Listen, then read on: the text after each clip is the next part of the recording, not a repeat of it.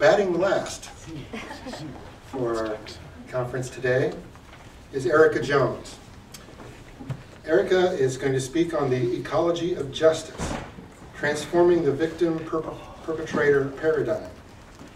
She is in her final semester in the MA in the integral ecology in the PCC program at CIIS. Currently residing in Oakland, she has loved and been loved by lands as disparate and varied as North Florida swamps, Australian bush, and the Pacific Northwest rainforest. Erica has been active in social movements for human rights and political liberation, and was the co-founder of Sustainable Ballard, a nonprofit in Seattle which educates, inspires, and engages neighbors to take action to live more sustainably, both individually and collectively. She looks forward to combining her recent esoteric spiritual studies with activist goals in pursuit of biocracy, or a democracy inclusive of the non-human world. Please welcome Erica Jones. Woo!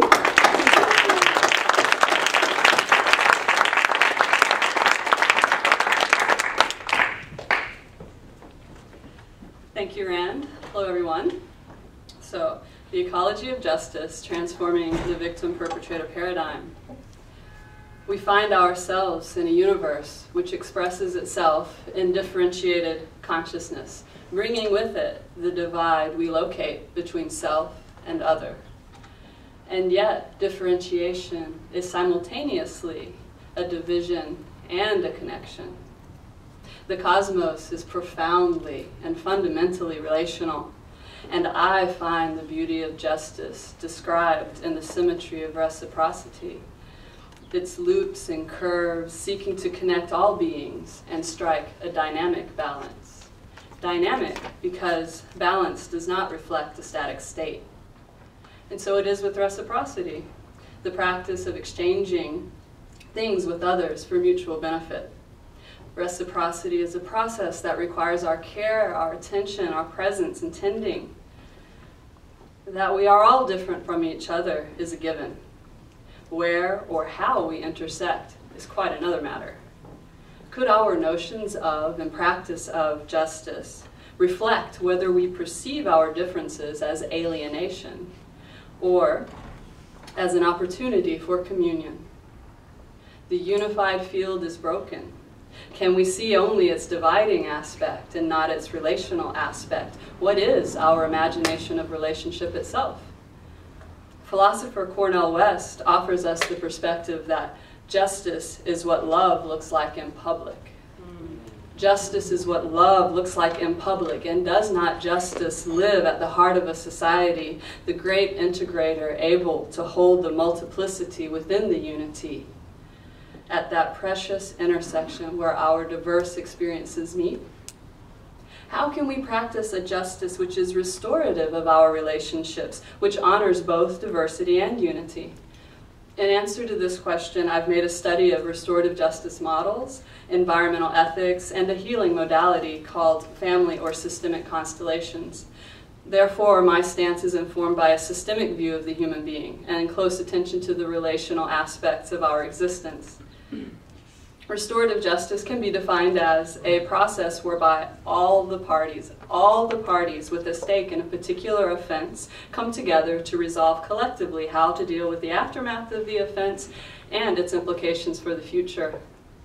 Environmental ethics is the discipline and philosophy that studies the moral relationship of human beings to, and also the value and moral status of the environment and its non-human contents.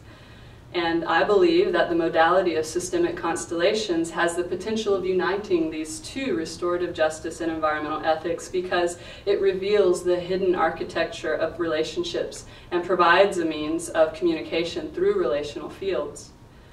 And it's funny, one uses the word justice, and most people get the image of vengeance or retribution.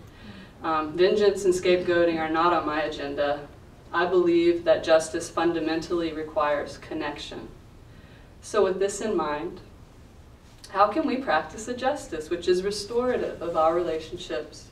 The first place to start could be with curiosity, not knowing.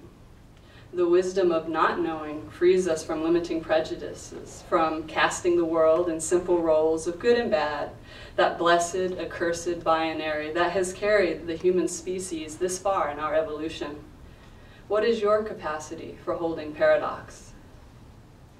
And if this is too saccharine, or too sweet, maybe a better starting point would be to acknowledge that we each live ethically compromised lives. No one is untouched by the basic ethical dilemma of being alive.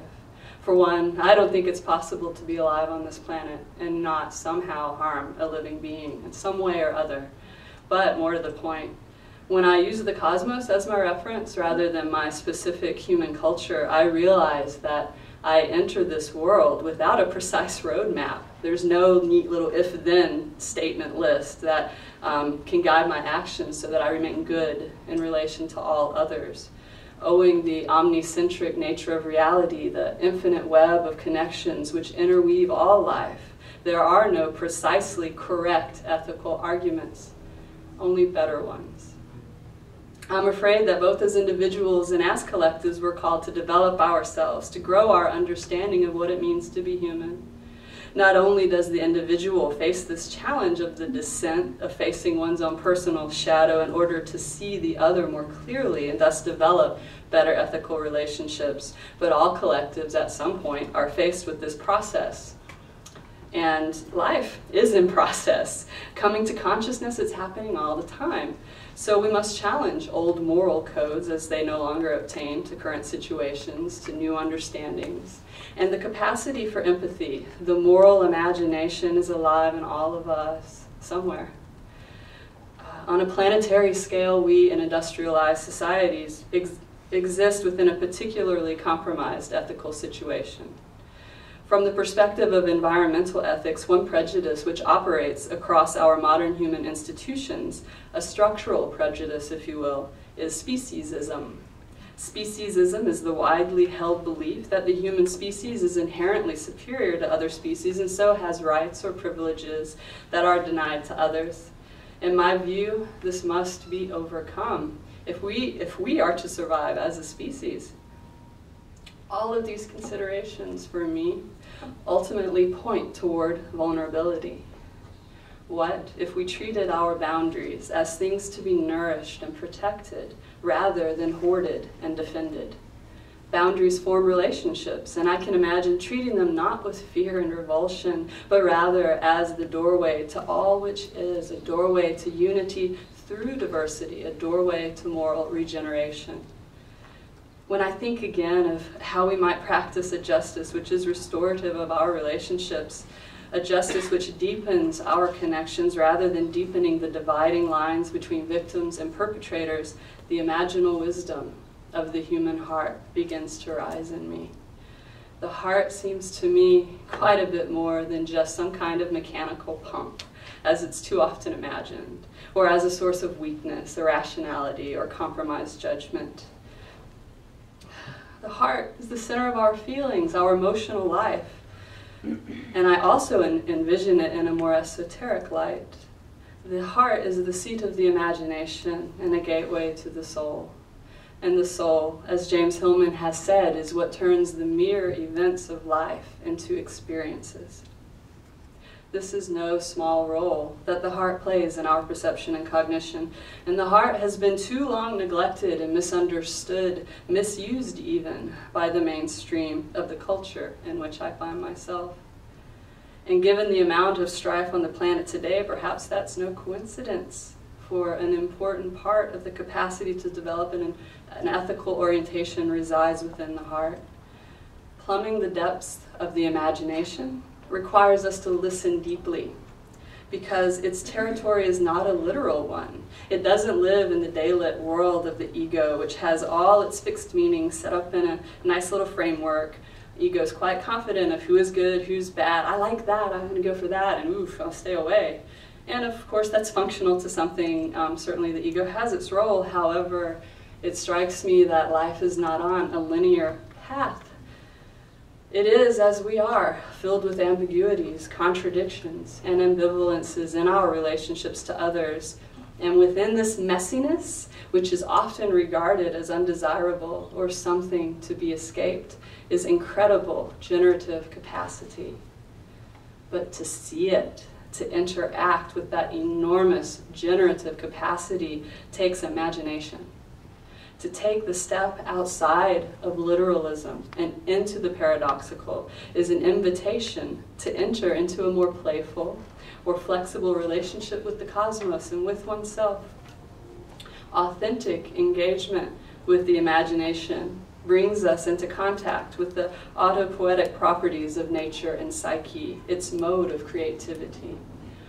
If I wish to see the whole of a person, a family, a society, a worldview, I must see more deeply than its apparent exterior, and I must allow that neither an individual nor a collective can be reduced down to a single meaning that I assign to it. For example, my father is a human being.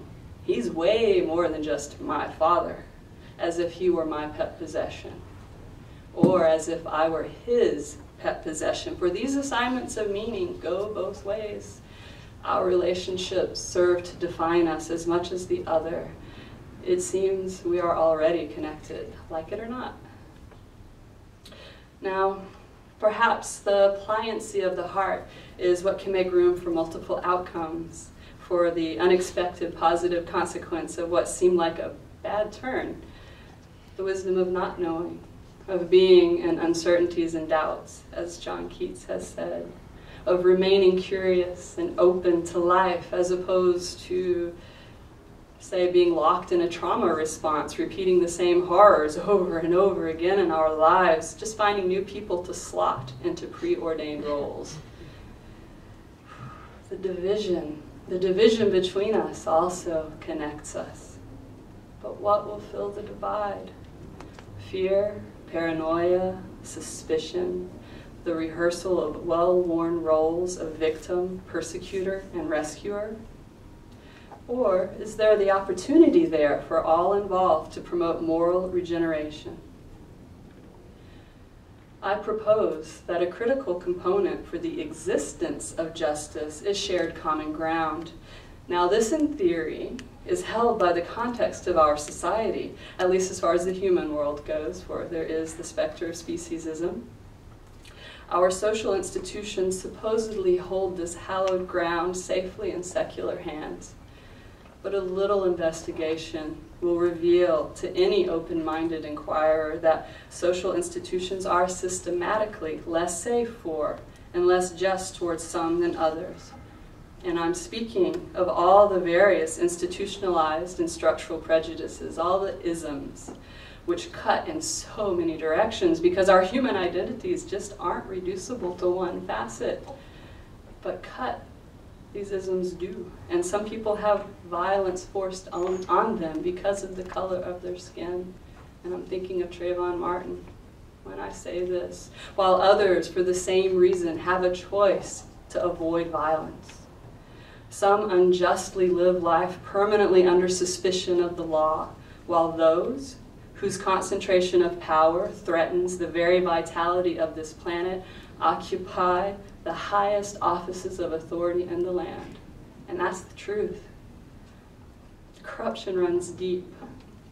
And I say this not with a hardened heart. I do not say these things as some dry, analytical recitation of some situation that will never change with all the set roles, the victim, the perpetrator, the rescuer. And I suppose this is because I occupy a world in process. It's characterized by change. So I'm more than just a little curious about what happens next.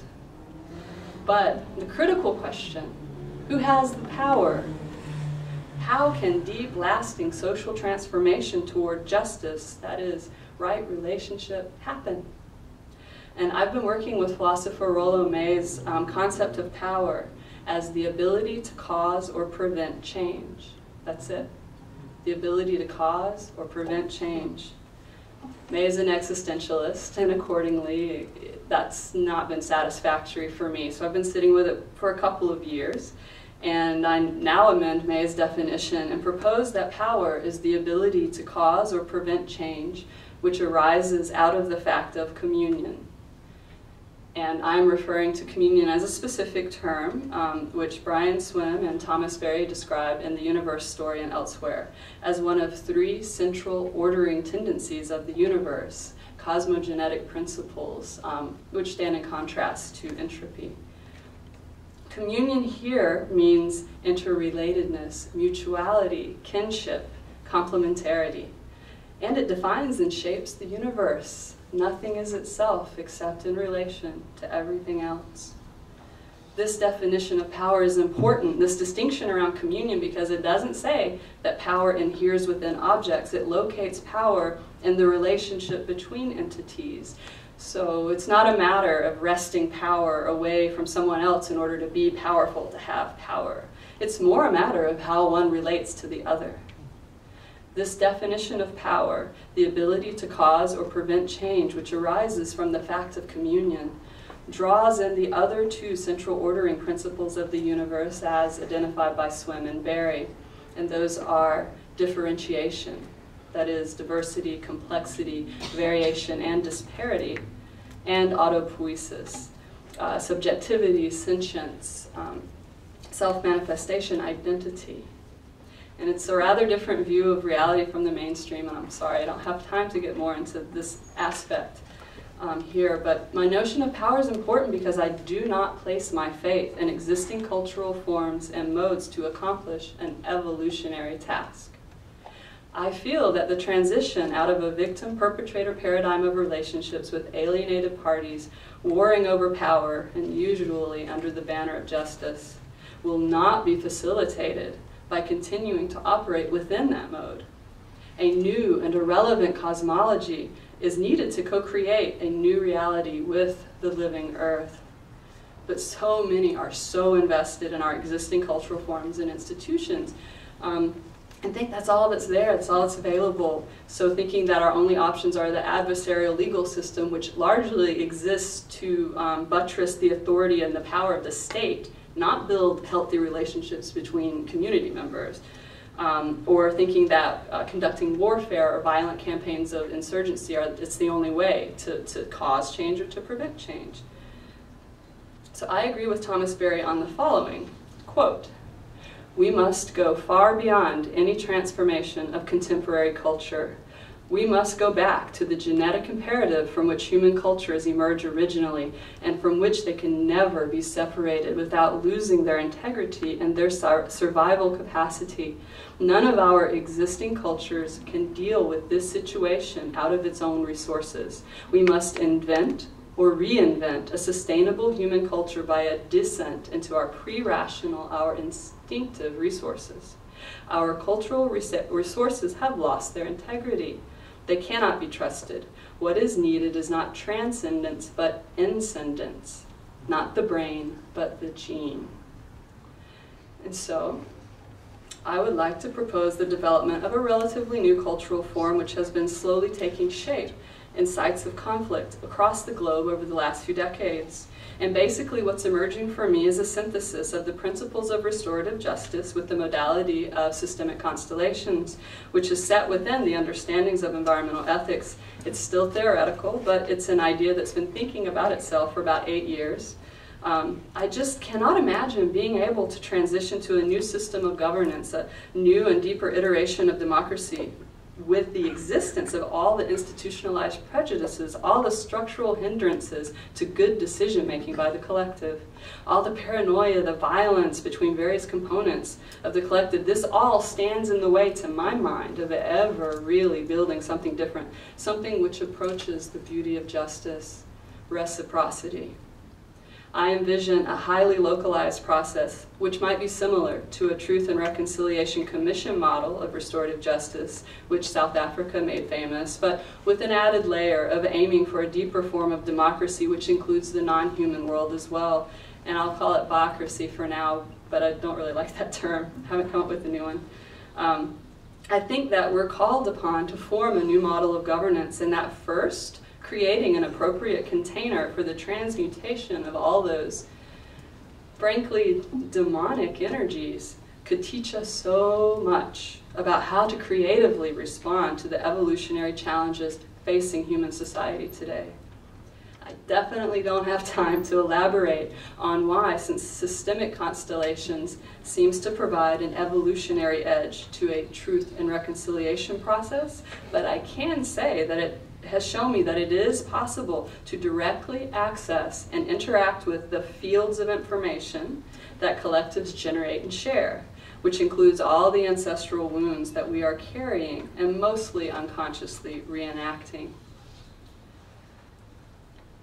With skilled facilitators, it is possible to identify blockages and entanglements within systems of relationships and free these, remove these, so that love can flow in the system. And this love does not have to be taught how to flow or where to go or what to do. Only the blockages need to be removed to begin the process, and this is not an easy task. Wow, I think that I'm drawn to this kind of work because I think that this is where the war lives. I think that the war between self and other, which diminishes, if not destroys, our possibilities of communion with creation, of full participation, live, are bound up in all of these horrible structural prejudices.